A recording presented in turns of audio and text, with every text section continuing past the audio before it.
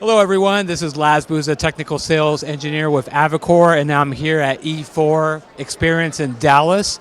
And we're announcing our 105 Avocor display. This is going to be our ultra-wide 21 by 9 aspect ratio display. It has all the features that you need for MTR front row experience.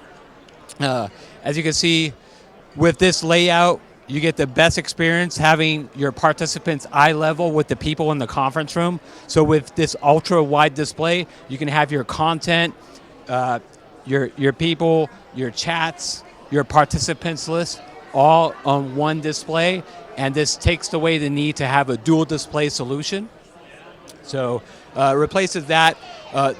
The touch version of this display, as we have two, we have a touch and non-touch. The touch is going to be ultra fast 40 points of touch, 5K resolution, and it also has the UIQ dynamic user interface that allows you to navigate throughout the display, making it easy to use. You can also connect, of course, USB cameras to it. We have USB ports available with the solution as well.